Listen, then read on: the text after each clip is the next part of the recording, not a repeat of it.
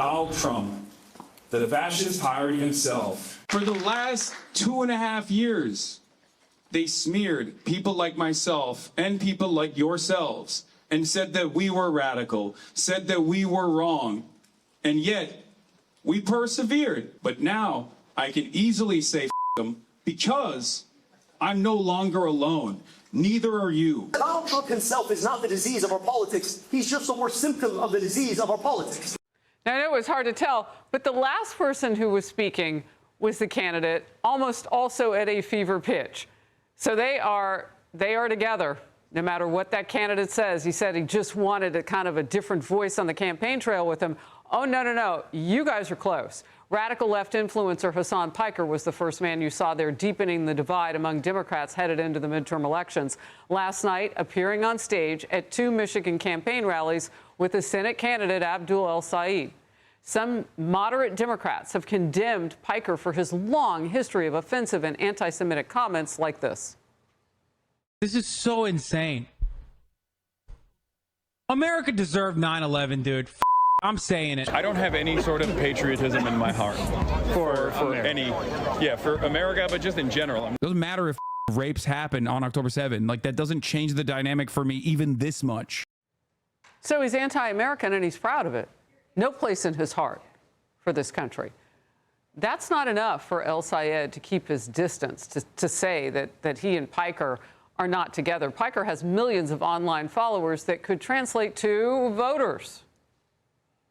Are there any views that Hasan holds that you disavow while you're with him right now? I'm not here to disavow people's views. I'm here to have a conversation about how to get money out of politics, put money back in pockets, and pass Medicare for all. That's the conversation that folks are here to listen to. This whole gotcha game, platform policing, cancel culture, I thought we were over it. Those lawmakers on the far left, like Senator Bernie Sanders and House members Ro Khanna, Rashida Tlaib, Pramila Jayapal, and Summer Lee, are backing El-Sayed's Senate bid. Garrett Tenney is in East Lansing, Michigan. This story is red hot there, Garrett. Yeah, Harris, if Abdul El-Sayed is going to win his party's primary, it's likely going to be with support from young progressives. And we saw last night that Hasan Piker is someone who can help him do that.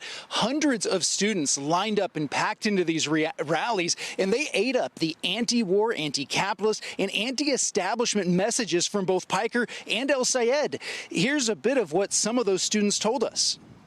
I don't think it's too far left. I think the Democratic Party has gone so far right. Democratic Party was also against Zoran campaigning with Hasan, and we see how that went. I think that they're really just trying to shut down Abdul's race early because I don't think they want another Zoran, and I think that they see Hasan as a way to do that because of his, statements that are framed as controversial. At the rally, El-Sayed said, "We love and revere our Jewish neighbors and that no one will fight harder against anti-Semitism than he will."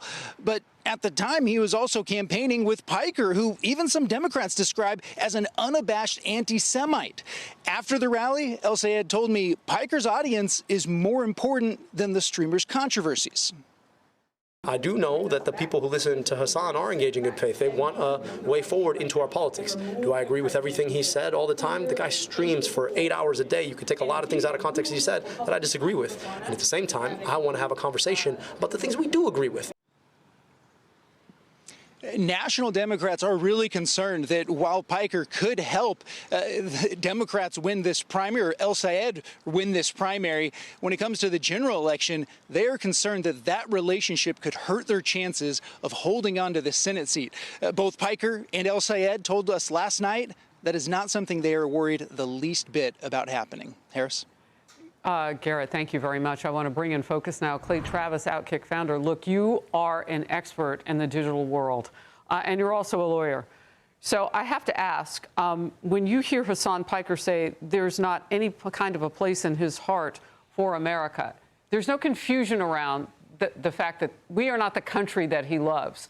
Does that help Democrats win, and how problematic is it really?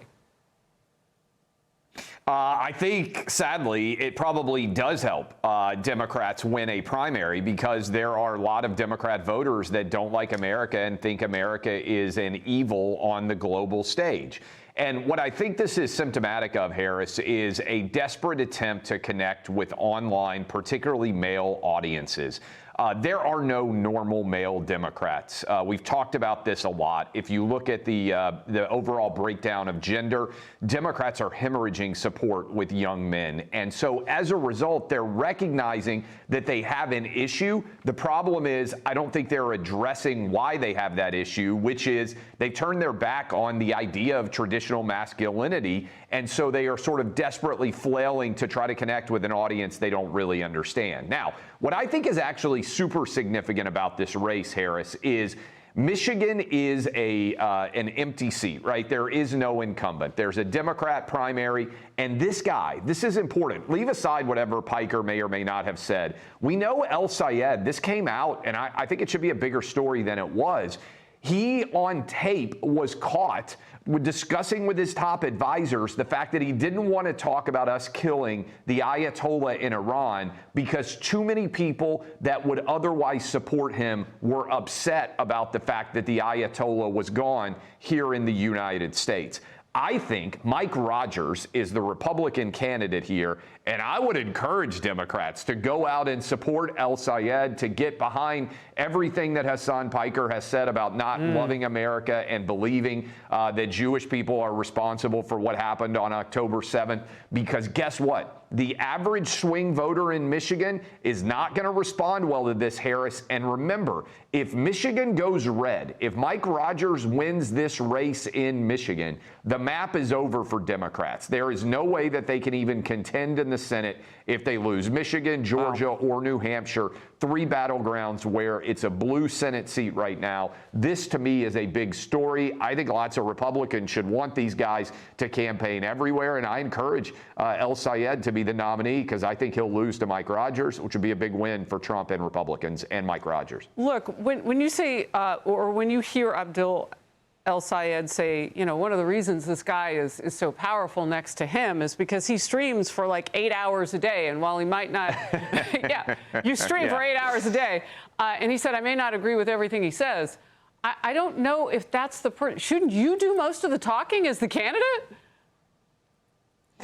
Well, I think it's a desperate attempt to try to bring in someone who has a bigger audience than you do and try to then use his audience to propel you. Well, from what you just described in Michigan, that would be pretty much anybody running against El-Sayed in terms of having a bigger audience. Well, that's 100% true, Harris, and that's why I think that if I'm a Republican operative in Michigan, I'm saying hold way more rallies. Remember, when all this information came out about him refusing to even discuss the assassination of the Ayatollah, his support in the Democrat Party went up. There's lots of young people out there that I think are going to respond in a favorable way to this. I hope, Harris, that El-Sayed is the nominee, and I hope Hasan Piker helps him get there because he's going to lose the general. Clay, thank you. Always good to have you. Hey, it's Will Kane. Click here to subscribe to the Fox News channel on YouTube. It's the best way to get our latest interviews and highlights. And click to subscribe to the Will Kane podcast for full episodes right now.